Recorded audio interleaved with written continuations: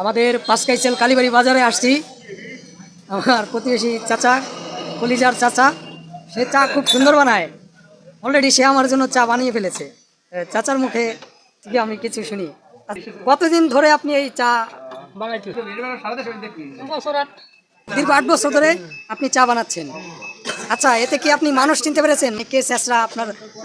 হিয়াল কুত্তা গরু ছাগল তিন পদের লোক নুসা শুনেছি আপনার দোকানে নাকি অনেক টাকা বাকি পড়েছে। মূলত আপনার দোকান থেকে বাকিগুলো কারা খায়? হিয়াল কুত্তা সবাই খায়। তার মানে আপনার দোকানের চা আর অন্যান্য পশু পাখি মানুষও খায়। শুনছি চা খেয়ে নাকি অনেক টাকা বাজিয়ে ফেলে অনেকে। কেউ বাজায়, কেউ দেয়। খুব দুঃখের বিষয়। যাই হোক, আমরা চাচার সাথে মজা করলে কি হবে? চাচা কিন্তু খুব ভালো মনের মানুষ। যদি আপনারা কেউ ভালো চা খাইতে চান তাহলে আমাদের এই ঠিকানায় চলে আসুন, পাঁচকাইছেল কালীবাড়ি। আমার চাচার নাম কি বলতে হবে নাকি চাচাকে দেখেই চিনবেন? তারপর নামটা বলে দিই। আমার চাচার নাম সিদ্দিক মাতুব্বর।